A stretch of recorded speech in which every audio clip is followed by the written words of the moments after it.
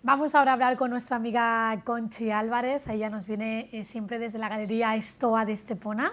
Muy buenas tardes, Conchi, bienvenida. Muy buenas tardes. Y bueno, una semana emocionante en Estepona con esto de los premios que estuviste allí. Sí, y desde aquí pues damos nuestra enhorabuena a los homenajeados y básicamente yo quiero acordarme de mi amiga Ana Fargas, pero vamos, todos ellos merecidísimos y bueno, pues fue un evento realmente que estuvo brillante, muy bien organizado, muy sentido y precioso. Bueno, pues tenemos que decir que fueron los homenajeados en Estepona por el Día de Andalucía. Se suele hacer en todas las ciudades, ¿no? Andaluzas, que siempre un acto homenaje a personas de la ciudad que hayan contribuido a engrandecer nuestra ciudad, ¿no? Exactamente, en este caso. Y esteponeros que han destacado por méritos en diferentes áreas del mundo sociocultural, era a lo que estaba dedicado, y bueno, pues el acto fue entrañable, precioso, emotivo, tuvo de todo y grandioso, fue muy emocionante y para mí fue una satisfacción estar invitada y bueno, estaba invitado todo el pueblo, vaya, pero expresamente me invitó Ana Fargas y bueno, yo me sentí orgullosa, feliz, contenta y encantada.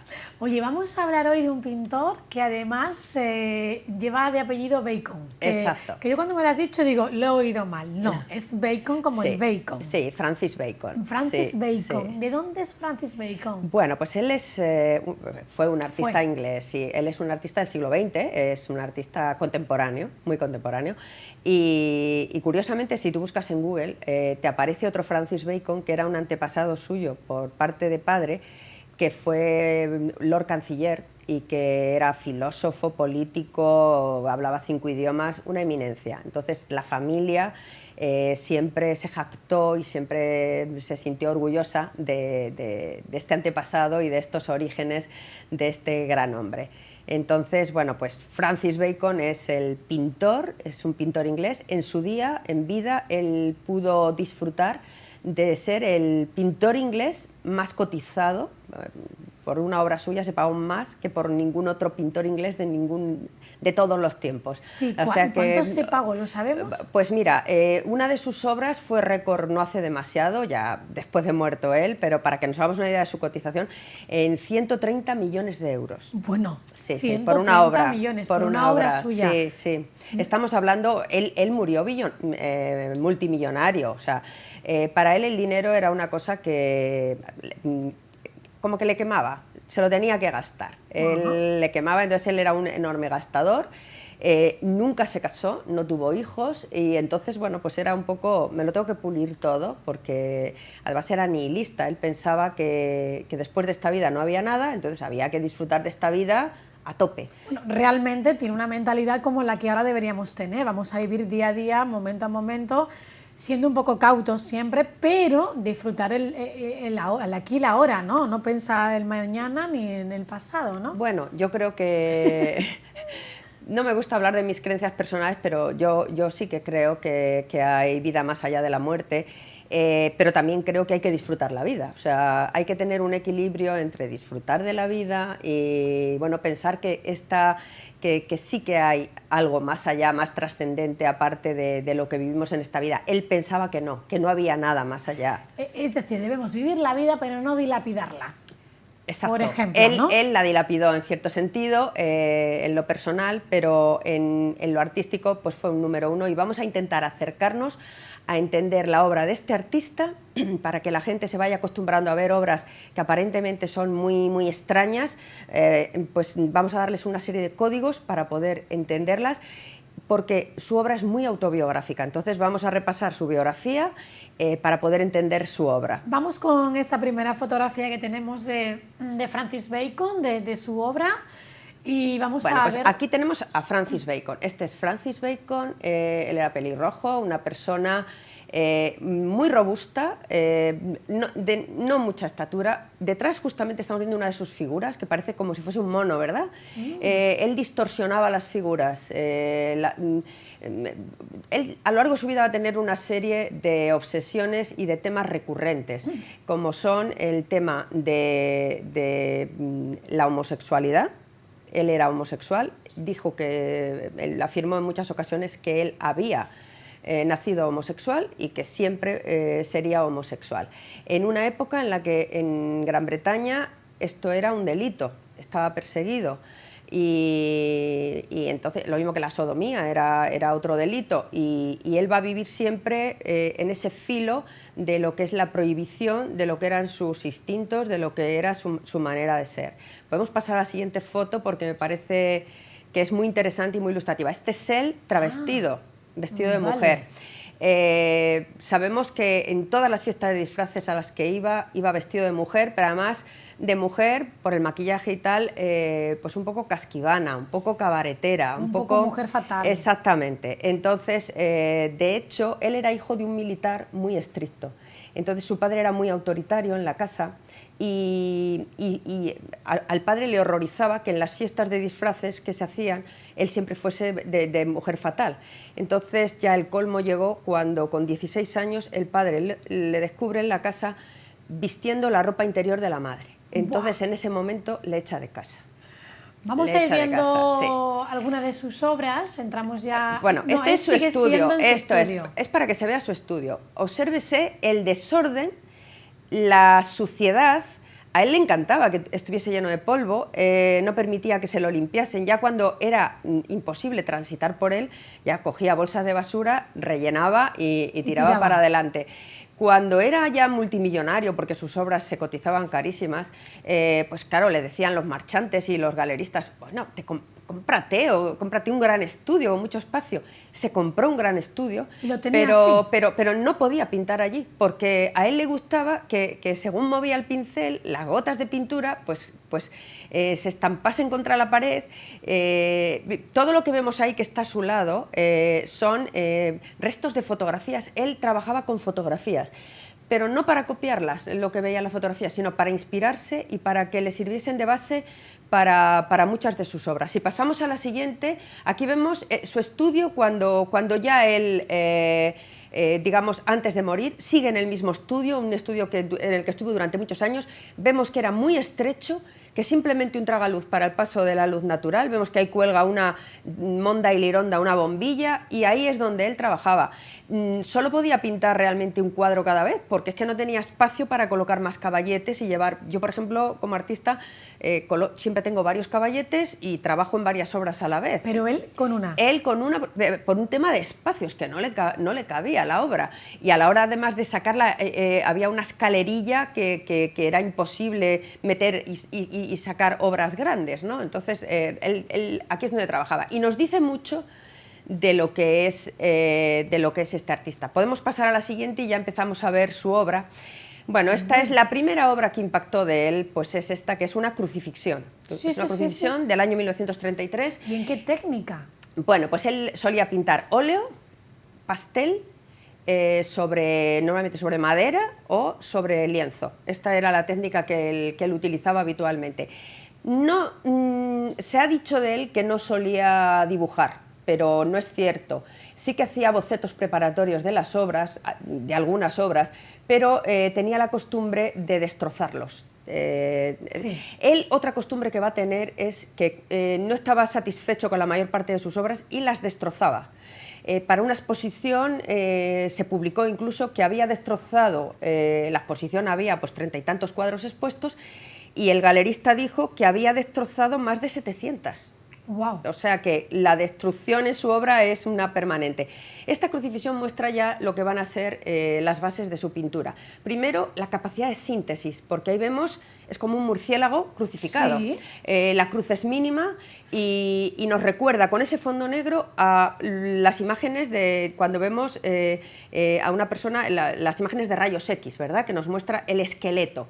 Entonces, aquí siempre tiene muchas fuentes de inspiración. Él nunca fue a una escuela de bellas artes, nunca fue... Autodidacta. Es autodidacta, entonces él se formó mucho pues viendo a los grandes maestros. Entonces aquí está inspirado en un retablo de una crucifixión de Grünewald, que él admiró muchísimo, donde es una crucifixión sobre un fondo negro, claramente ahí está. Y luego aquí también está muy influenciado por Picasso. Él vio una exposición de Picasso en París, de obra figurativa de Picasso, dibujos muchos pierrots, muchos saltimbanquis, y le entusiasmó la utilización de la línea en Picasso, esa soltura, esa sencillez, y aquí está, es un pequeño homenaje a Picasso. Podemos pasar a la siguiente. Bueno, esta obra impactó totalmente, es un tríptico. Él va a pintar muchos trípticos porque a él le entusiasmaba el cine. Entonces, para él es un poco como cuando ves las imágenes en el cine, una imagen sigue a la otra. En el fondo es muy narrativo. Casi todas sus obras se leen de izquierda a derecha. Y bueno, esta obra impactó. Esto es 3 estudios de figuras para la base de una crucifixión. Y es del año 44, recordemos, es la Segunda Guerra Mundial. Él en la Segunda Guerra Mundial está en Londres, vive los bombardeos, vive lo que es estar en guerra. Curiosamente, para los travestis y para los homosexuales fue una época como de más libertad, podían salir durante los bombardeos, salían por la noche y estaban como más libres que nunca. Entonces, bueno, pues eso pero le afectó profundamente. ¿Qué representan estas figuras tan descarnadas con esas fauces, esas bocas abiertas? Bueno, a él las bocas abiertas le van a obsesionar toda la vida. De hecho, se compró libros médicos con patologías de la boca, donde podía tener cantidad de fotografías de bocas abiertas para poder inspirarse. Todo parte de cuando él, muy jovencito, estuvo viviendo una temporada en Chantilly, en Francia, y allí en un museo está una obra de Poussin, un clásico francés, que es El rapto de los inocentes. En esa obra es el momento en el que están raptando a los niños en Belén por una orden del rey Herodes. Entonces están las madres, están los niños con sus bocas abiertas, con grito de dolor, dolor máximo, ¿no? Que te arrebaten a tu hijo es lo máximo que puede de dolor. Entonces él ya se obsesionó con el tema de las bocas. Las bocas también tienen un componente sexual muy grande. Él era surrealista en cierto modo, ¿no? Pero aunque a él le gustaba considerarse único, pero para los surrealistas en realidad la boca abierta tiene un componente sexual muy grande. Vamos a recordar que estamos hablando del pintor Francis Bacon. Exactamente, por si alguien ha retomado el programa un poco tarde. Sí. Pues aprovechamos para decir que este cuadro sobre todo inspiró al director de la película Batman para el personaje, para el maquillaje, la creación del personaje de Joker. Y de hecho hay una imagen de la película en la que entra a robar una serie de cuadros, Joker, y respeta solo la obra de Bacon. Este no, lo respeta. Bueno, y aquí tenemos, muy interesante, la imagen de la derecha es una obra que se llama Painting, que se llama Pintura, 1946, y es una de las más espectaculares, es una obra emblemática. Y a la izquierda vemos claramente a Francis Bacon con claro, dos fragmentos de animal desollado. Vemos que en la pintura tenemos esos fragmentos del animal desollado. También es un homenaje a otro autor que él adoraba, que es Rembrandt, que Rembrandt tiene una obra famosísima que es un buey desollado, entonces es otro tributo ahí. A él le fascinaban las carnicerías, entonces van a aparecer muchas veces esos animales descuartizados de carnicería. Lo más interesante es una obra que impactó en su momento increíblemente. Es esa figura bajo un paraguas de la que vemos su cara, su boca, en realidad es una boca, un mentón abierto, tremendo. Se ha querido ver ahí un retrato de Lord Chamberlain, que era el primer ministro entonces en Gran Bretaña, pero también hay quien ve a Mussolini, la cara de Mussolini, por lo contundente de esa claro, recordemos que es decir, los fascismos habían estado durante la guerra en lucha contra los aliados, entonces, bueno, era el enemigo. Entonces, siempre también, cuando él representa una autoridad y con esa boca tan tremenda, otra figura que aparece mucho siempre en él es su padre. Porque, claro, el padre era la autoridad. El padre sabemos que era criador de caballos, tenía 9 mozos de cuadra trabajando para él y les mandaba que cada semana latigasen al hijo sin motivo, simplemente para hacerle más duro. Y claro, para ser homosexual. Sí, lo que hacía el hijo en venganza es que se tiraba a todos los mozos, terminó teniendo relaciones con todos los mozos. Entonces, claro, eso es otra cosa, que resultado de esto va a ser el sadomasoquismo. Él va a ser sadomasoquista, masoquista, y a él le va a proporcionar placer el dolor. El dolor físico. Y por eso pinta este tipo de cosas. Sí, luego, fíjate que hay ahí como unas barras de acero que rodean la figura, la podemos saber, hay como una especie, como si fuese una mesa de acero. Es que él, en los comienzos, antes de ser pintor, se ganó la vida como diseñador de muebles. Entonces, como él vivió un tiempo en Berlín, allí le influyó muchísimo el diseño de la Bauhaus y un diseño muy sintético, muy de líneas puras y tal, y entonces él luego en París empezará a hacerse famoso como diseñador de muebles, llega a Londres y se establece como diseñador de muebles. Luego él se sentirá un poco como arrepentido y no querrá que se sepa, como que se avergonzaba de haber sido diseñador de muebles, pero era muy buen diseñador de muebles. Y eso es de su etapa. Exactamente, ahí se ve todo eso. De todas formas, él decía que no quería que la gente interpretase sus obras. La obra anterior que hemos visto, esta también, normalmente solían estar hechas en plena borrachera, estando totalmente borracho, o con una resaca descomunal. Él se caracterizaba porque todos los días se levantaba muy temprano, iba a su estudio, pintaba, y cuando terminaba de pintar se ponía de punta en blanco, iba como un señor vestido siempre con sus roles de oro imponente, y se iba a los mejores restaurantes y luego, bueno, a recorrer todos los, a beber y beber y beber, cerraba todos los bares. Entonces todos sus compañeros de juerga terminaban fatal, y él al día siguiente estaba con la resaca pero trabajando. Yo creo que nos va a dar tiempo a que hablemos de este cuadro y poco más. Y poco más. Bueno, pues este es otro tríptico, como vemos sí que es algo que le caracteriza, lo de utilizar 3 obras con un sentido narrativo, contando algo. Y esta es otra... como un asesinato. Bueno, es otra crucifixión. Claro. Esto se llama 3 estudios para una crucifixión. Entonces, esta obra, que ya es de después de la guerra, pero también está muy influenciada por la guerra, también se lee de izquierda a derecha. A la izquierda podemos ver 2 figuras. La de la izquierda es un señor mayor con los brazos en jarras, que seguramente representa a su padre, que es la autoridad, la persona que le persiguió toda la vida realmente en su imaginario. Después vemos otra figura que está como que se va a salir, que es más joven, y aquí no se aprecia, pero lleva ligueros. Y como que llevase un camisoncito, un algo rojo, lleva una línea roja que quiere representar como si tuviese un picardías rojo. Claro, representa quizás ese momento en el que el padre le descubre con la ropa interior de la madre y le echa de casa, que es el momento donde él tendrá un resentimiento respecto de esto toda su vida. Y en primer término, ¿qué vemos? Pues nuevamente el animal desollado, ¿verdad? Siempre los elementos. Sí. Luego también utiliza mucho los espacios cerrados. Siempre son figuras encerradas en un espacio, no están en un espacio amplio, están en un espacio muy cerrado, muy opresivo. Como su estudio. Exactamente. Y en el centro, ¿qué tenemos? Pues es claramente una cama, y es autorretrato. Es él retorciéndose de dolor, retorciéndose auténticamente de dolor.